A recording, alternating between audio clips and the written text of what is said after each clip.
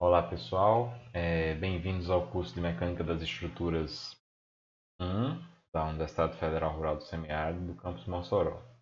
Pessoal, nesse período 2020.1 especificamente, está pela primeira vez iniciando essa disciplina. Então nesse ponto aqui, nesse momento, no YouTube a gente vai aproveitar para gravar, para apresentar todos os conceitos teóricos da disciplina. E nos momentos síncronos, momentos que a gente tem encontros ao vivo, terças e sextas-feiras, a gente vai ter a oportunidade de estudar a parte de exercícios e também a parte relativa às dúvidas que eventualmente possam existir dessas aulas teóricas. Tá? Como nosso semestre é um pouco corrido, 9 semanas, vai fazer uso bastante dessa ferramenta, sobretudo para esses conhecimentos teóricos, conforme eu expliquei anteriormente. Então, eu agradeço a todos pela participação. E a primeira coisa que a gente deve levar em conta é o que é a análise estrutural.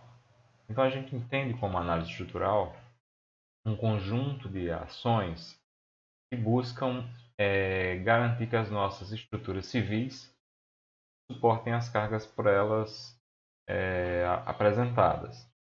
Então, não só suportar cargas, as estruturas ou a análise estrutural tem como função de entender como essas cargas se comportam dentro da estrutura.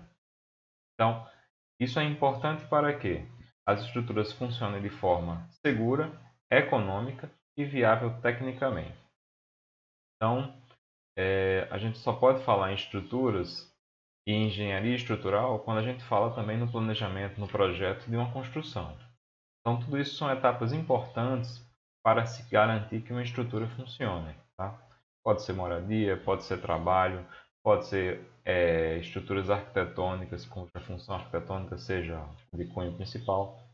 Então, tudo que a gente imagina tem estrutura. Tá? Nosso corpo tem estrutura, locais onde a gente habita e senta também tem estrutura.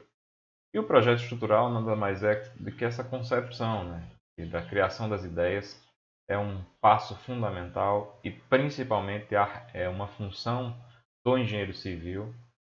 Então a gente diz que isso é também uma das grandes áreas da engenharia civil. Então esse projeto estrutural tem como a ideia fundamental da sua concepção é que a estrutura resista aos esforços, suporte aos esforços de forma segura e transmita esses esforços de forma segura, econômica e esteticamente atendido. Tá? E obviamente que também seja dentro das condições legais que normatizam a identificação. Tá? O projeto estrutural ele passa por algumas fases. A primeira das fases a gente pode dizer que é a escolha do tipo de material. Né? A gente também passa pela concepção do sistema estrutural, ou seja, o tipo de estrutura que a gente vai usar. Então, essa disciplina é importante, por isso que a gente vai começar a tomar muita nota sobre os sistemas estruturais que a gente escolhe. Tá? O projeto estrutural também passa pela definição das ações que estão sobre a estrutura. Ações previstas e ações excepcionais, né, que acontecem sobre a estrutura. E, consequentemente, o entendimento sobre as tensões e os deslocamentos que essas ações provocam nas estruturas. Tá? Então a gente percebe que a gente vem depois da resistência dos materiais, até por isso, tá? Já tem uma bagagem de conhecimento muito importante a respeito dos materiais e do comportamento deles. E com base nessa bagagem a gente vai começar a entender como essas ações atuam na prática, tá? E uma etapa fundamental do projeto estrutural também é garantir que as ações atuantes, as tensões atuantes, sejam menores que as tensões admissíveis, assim como os deslocamentos atuantes sejam menores que os deslocamentos limitantes das nossas estruturas. Então, vai partir um pouco dessa parte prática. E o projeto estrutural, em geral, finaliza-se o projeto, tá? Não a estrutura como um todo, mas o projeto finaliza-se com o seu detalhamento, tá? Então, a gente percebe que são várias etapas e a gente vai começar a vivenciar algumas delas nessa disciplina de Mecânica das Estruturas 1, outra parte a gente vivencia na disciplina de Mecânica das Estruturas 2 e a sequência a gente vê ao longo das disciplinas de cunho técnico aplicado, como concreto armado, estruturas de aço, estruturas de madeira e outros tipos de estruturas especiais. Então, a gente já viu que essa análise é um passo fundamental, né? E a gente pode dizer que ela é a parte da mecânica que é responsável pela determinação dos deslocamentos e esforços. Então, eu diria para vocês que nessa nossa disciplina a gente vai estar focado fundamentalmente na determinação dos esforços que estão atuando sobre as estruturas. Esses esforços são de fundamental importância, porque sem esses esforços a gente não tem como determinar qual é a nossa estrutura necessária, tá? E para isso a gente vai se fundamentar em conceitos matemáticos e físicos, tá? Então toda a física que a gente já tem e acumulou e toda a matemática que a gente já vem acumulando nas disciplinas básicas são fundamentais para o que a gente vê aqui, tá? E é importante sempre dizer, né, que o modelo estrutural ele busca ser o mais realista possível, tá? Mas ele nunca vai deixar de ser um modelo, tá? É importante também chamar a atenção. O objetivo principal da análise estrutural é em determinar as ações, ou seja, você vai, como engenheiro, começar a determinar quais são as ações que estão sobre a sua estrutura, tá? E de acordo com a finalidade dessa estrutura, verificar o que a gente chama de estados limites. Estados limite último e estados limites de serviço.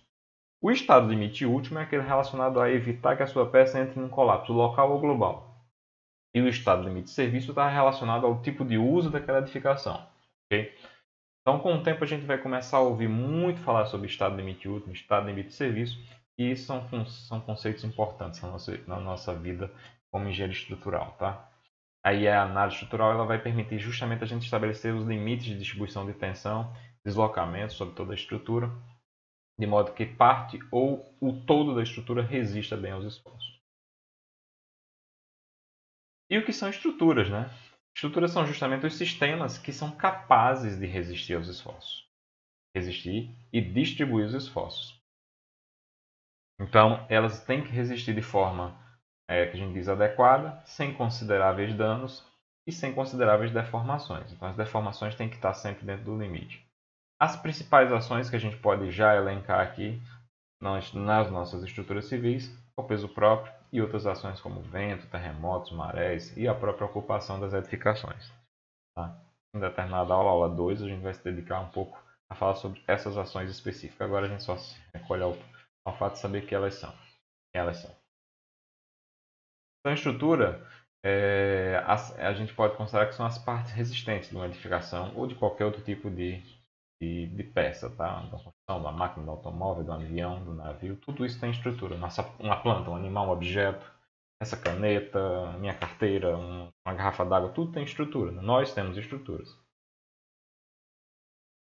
Então toda a parte do sistema físico, o conjunto dessas partes que garantem que as cargas se resistam, se transmitam para outras posições, para os seus suportes, a gente considera isso como uma estrutura. Tá?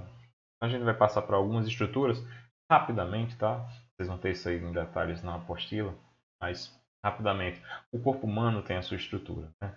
Formada basicamente por ossos, tendões, músculos.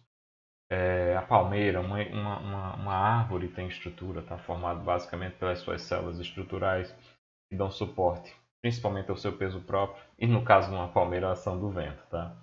Uma teia de aranha, né? Resistência ao próprio peso da aranha, dos objetos que ali são repousados para servir como alimento para esse animal. Então, são estruturas comuns, né? Objetos também têm estrutura, um guarda-chuva tem estrutura, a gente faz uma comparação desse guarda-chuva com a cobertura do Maracanã novo, né? Usando conceitos de tensoestruturas muito semelhantes, tá? Então, móveis têm estrutura, então se eu estou sentado aqui no meu homework dando aula para vocês, e vocês estão sentados aí em algum local, vocês estão sobre uma estrutura. Tá? Veículos de uma forma geral, equipamentos de mobilidade, blindagem, todos eles têm estruturas que são justamente para servir a dar suporte às cargas sobre ele atuantes. Tá? Se a gente observar, por exemplo, um caminhão, né, a sua estrutura principal está no seu chassi, nesse eixo formado por duas vigas que a gente percebe aí como desenho ilustrado. Então, o veículo que a gente anda também tem toda uma superfície que garante a sua estrutura, recebimento das cargas e distribuição das cargas. Tá? Um avião, então, os equipamentos aeronáuticos também têm estrutura. Tá? Então, 14 bis, no caso, era formado por bambu e basicamente tecidos. Tá? Nossos aviões modernos são formados agora por materiais ligas de alumínio e os mais modernos ainda são formados por estruturas compostas, tá? Que são cada vez mais leves, né? E cada vez mais resistentes. Então, em geral, a gente está buscando esse tipo de entendimento. também um barco, também uma plataforma naval, tudo isso tem estrutura para dar suporte às ações e ao seu uso. E a gente tem alguns exemplos de estruturas bem antigas, exemplos de estruturas civis, o Coliseu de Roma, o Panteão também na Itália, são bons exemplos de quantas estruturas vivem ao longo do tempo, tá? As pirâmides do Egito também, de elencar, né? Então, o Torre Eiffel, o Museu de São Paulo, né? O MASP. Então, são estruturas que representam bem a importância da estrutura, né? Percebe que a estrutura é parte da arquitetura, é destaque na arquitetura. Então, no Rio Grande do Norte, a gente tem destaque também na nossa ponte Taiada, né? Que passa sobre o Rio Potengi, ligando Natal à Zona Sul, Zona Norte. A gente tem aqui pertinho da gente, em Caraúbas, um pórtico de chegada na cidade. Em Mossoró também tem grandes exemplos, né? A velha ponte ferroviária, que ainda está intacta, mesmo sem uso por muito tempo, degradando-se na ponte metálica. Muito em breve a gente vai começar a ver as primeiras passarelas sendo executadas ao longo do contorno da cidade, né? Da BR-304. A gente também já tem alguns viadutos que estão em funcionamento e servem também como uma suporte a uma visualização de estruturas, tá? Na nossa cidade. Então, o objetivo do nosso curso, tá? Vai ser apresentar as técnicas clássicas de análise e resolução de estruturas em barras. Então, é muito bom chamar atenção nisso, né? A gente vai estudar estruturas em barra.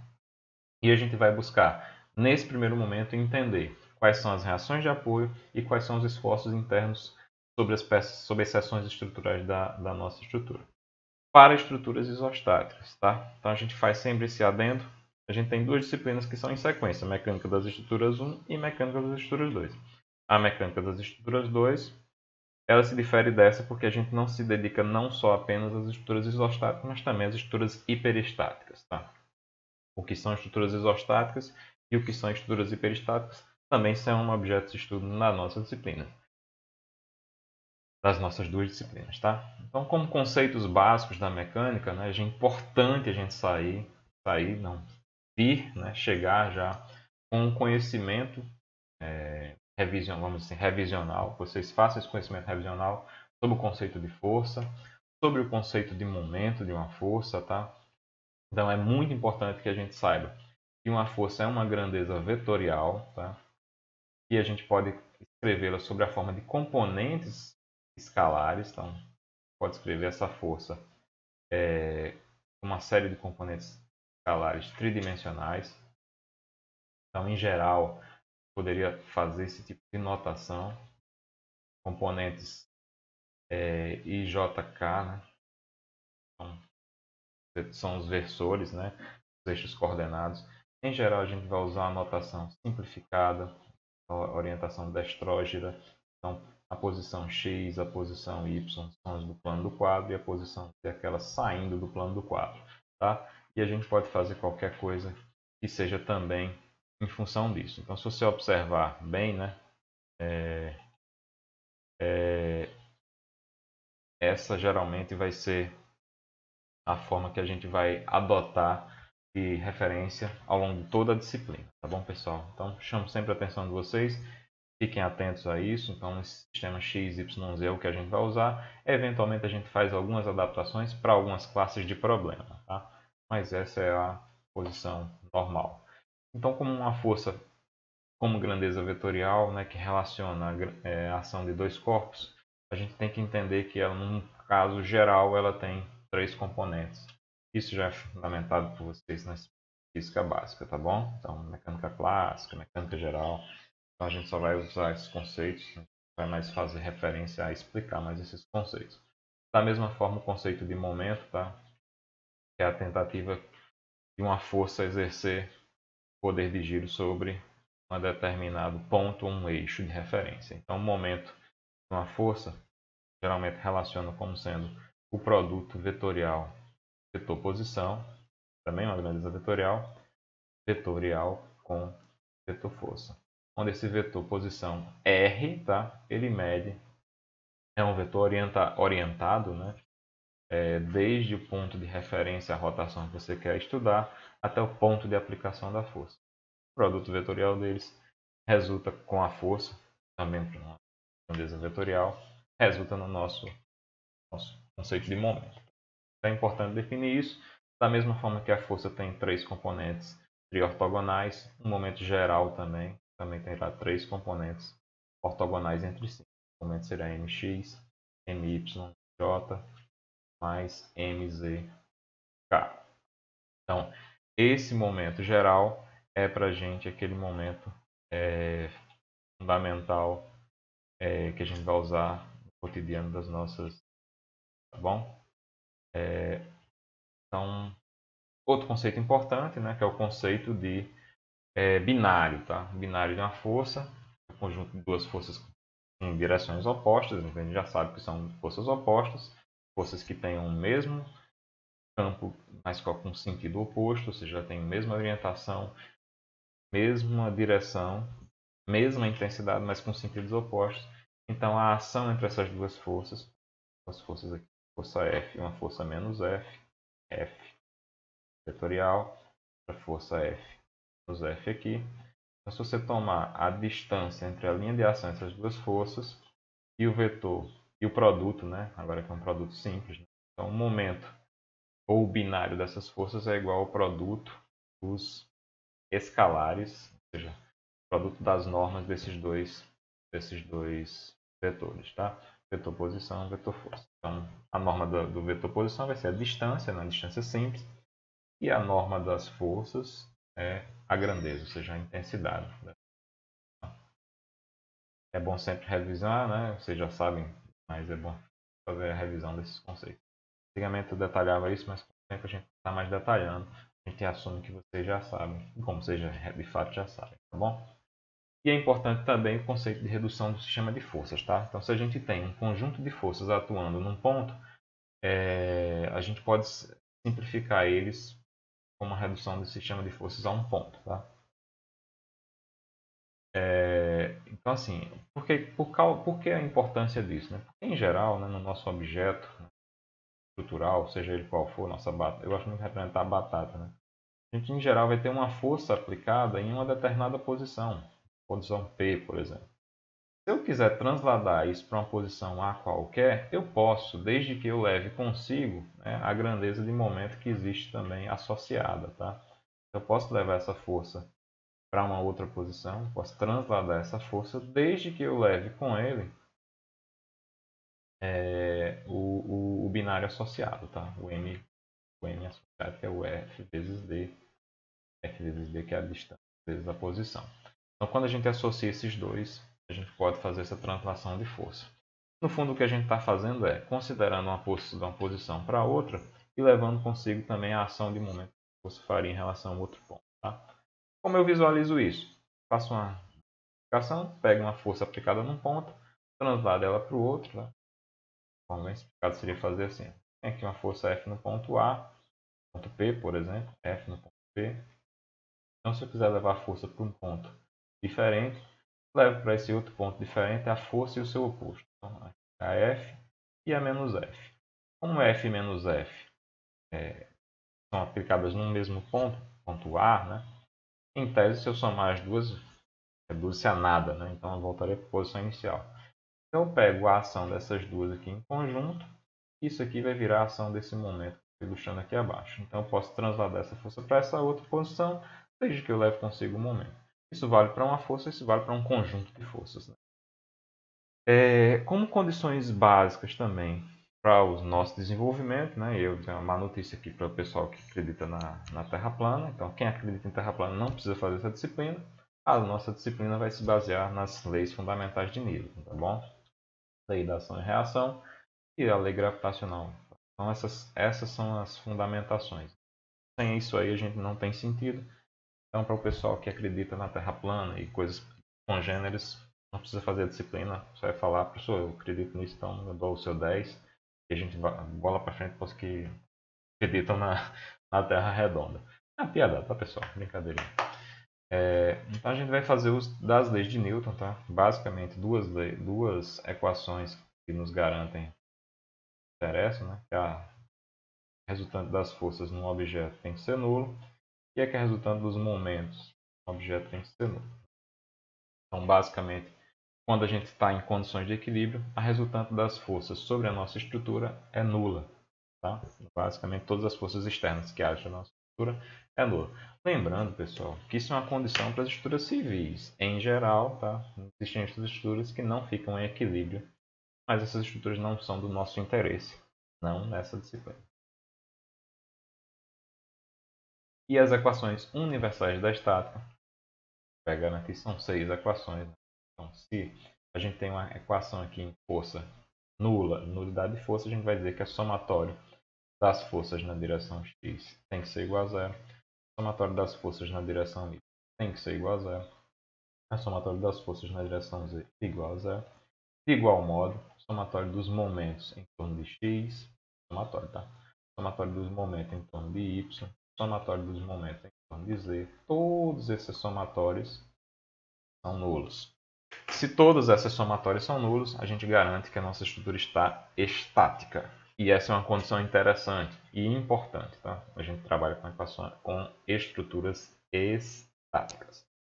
Dinâmica tem seu campo de estudo, não é nosso objeto de interesse, não aqui, tá? Só para ter alguns casos particulares de condição de equilíbrio, um conjunto de forças convergentes a um ponto, a gente entende, se elas convergem a um ponto, elas não conseguem exercer momento em relação a esse ponto, né? Porque os braços dela, as distâncias, os vetores de posições em relação a esse ponto são todos nulos. Se um conjunto de forças é paralelo a um eixo, no caso o item B aqui, paralelo ao eixo Z, a gente diz também que não há componentes de força segundo a direção x e y. E se um conjunto de forças está agindo segundo um plano, a gente também diz que algumas condições são atendidas a priori. Tá? Então, esses são alguns casos particulares que são importantes de ver, porque, por exemplo, quando a gente estiver estudando grelha lá na terceira unidade, isso aqui vai ser fundamental. Logo, daqui a 2 aulas, a gente vai estar estudando vigas, isso aqui vai ser fundamental para a gente. Então, esses casos particulares, eles acabam sendo fundamentais no estudo das nossas estruturas. A gente vai perceber que a gente busca sempre levar a nossa estrutura para a condição mais simples possível. E essas condições mais simples possíveis, em geral, recaem em situações como essa. Tá bom, pessoal? Já me alonguei um pouquinho na aula, a gente já está caminhando para o final. Para vocês ficarem tranquilos, nossos vídeos vão tentar ser o menores possíveis, tá bom? Vou tentar ficar entre no máximo 20, 25 minutos. Com relação à estaticidade e estabilidade, né, a gente pode classificar nossa estrutura segundo a estabilidade, né, em estruturas estáveis e instáveis. Tá? Obviamente que nosso interesse são as estruturas estáveis, são aquelas que não estão sofrendo movimentos de corpo rígido. E quanto à estaticidade, as nossas estruturas vão ser classificadas como estruturas isostáticas, hipostáticas ou hiperestáticas. As hipostáticas, tal qual as estruturas instáveis, não nos interessam. Existem, mas não nos interessam. Por exemplo, nosso corpo é uma estrutura hipostática. A gente fica andando, né? A gente caminha, a gente não fica parado o tempo todo. Tá? Mas não é do nosso interesse. A gente nos interessa estudar estruturas estáveis e que sejam isostáticas ou hiperestáticas. As estáveis isostáticas estudamos na mecânica 1. As estáveis hiperestáticas estudamos em mecânica 2. Tá?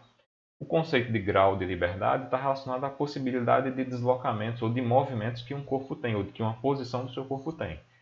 Então, para cada posição do ponto material de uma estrutura, a gente tem 6 graus de liberdade, ou seja, ela pode transladar verticalmente, horizontalmente, transladar na terceira dimensão, pode rotacionar segundo cada uma dessas direções. Então, para cada ponto material, a gente pode dizer que ela tem 6 graus de liberdade.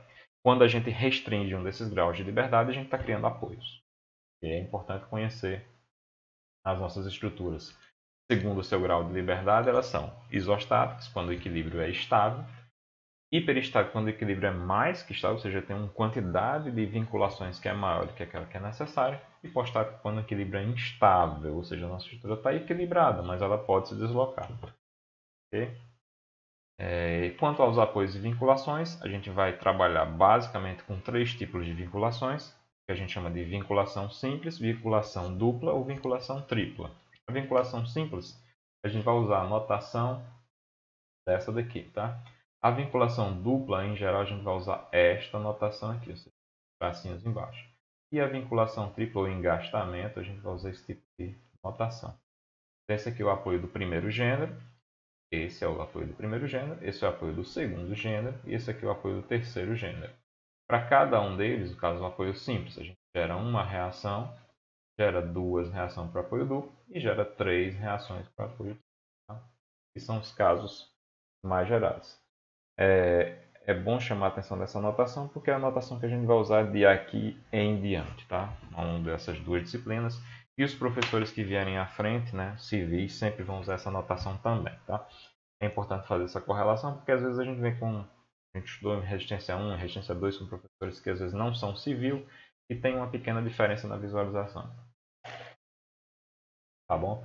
Em algum momento a gente ainda transita com as notações que a gente usou no passado, depois a gente vai ficar todo mundo, na mecânica 1, todo mundo vai estar usando a mesma notação, e mecânica 2 então nem se fala. Quanto aos esforços internos de uma estrutura, entende o que são esforços internos? Esforços internos que são abstrações matemáticas de uma subdivisão de uma estrutura, então se você tem uma estrutura submetida a um conjunto de carregamentos, e você abstrai a existência de algo que secciona essa estrutura em alguma posição, ou seja, um plano que secciona essa estrutura em alguma posição, vou ilustrar aqui, né? Se esse plano existir, a gente pode hipoteticamente dividir a estrutura em duas partes. Se a gente dividir essa estrutura em duas partes, como foi hipotético, tem que ter alguma coisa que garantir que essas duas partes fiquem juntas. O que garante que essas duas partes ficam juntas são justamente os esforços internos. E a gente sabe que esses esforços internos são 4. São 2 tipos de momento e 2 tipos de força. Os tipos de força são forças cortantes e cisalhantes, por forças cortantes ou cisalhantes, e as forças normais. Tá? E os tipos de momentos são momentos do tipo fletor e momentos do tipo torsor. Tá? Cada um deles tem a sua importância. O que é uma força cortante? A força cortante, aliás, o que é a força normal? É a força que tem uma linha de ação normal ao plano de seccionamento. Por isso que é chamado de esforço normal. Então, a resultante das forças que tem uma direção normal ao plano, ela é dita força normal. A resultante das forças que tem a direção do plano, ou seja, cisalhante ao plano ou cortante ao plano, a gente diz que são esforços cortantes ou cisalhantes. Tá? Eu chamo a atenção da importância da nomenclatura. Então, o esforço normal a gente vai usar N. E o esforço cortante a gente vai usar V. A nomenclatura clássica civil. Tá? Já para o momento de torção, nos momentos, né, a gente tem momentos de torção e momentos de flexão. Da mesma forma das forças, eles têm orientações segundo a direção do eixo, né, do eixo suporte e corte, ou a direção normal, ou seja, a direção do próprio plano de corte. Se ela tiver a direção normal ao plano de corte, a gente diz que é um momento tipo torsor, porque ele tem direção normal, o eixo suporte dele é torsor ao plano. Se ela tem a direção do próprio plano, a gente diz que é um tipo de momento fletor, porque ele gira em torno do próprio plano de seccionamento. Tá? Então, com base nisso, né, pessoal, a gente conclui a nossa primeira aula. Tá? Peço desculpas pelo tempo, é a primeira aula que eu estou fazendo com vocês, então a gente às vezes passa um pouquinho do tempo que planejou. Tá? Na próxima aula a gente vai falar sobre carregamento. Desejo a todos que estejam bem, estejam em casa e um forte abraço para todos. Tá?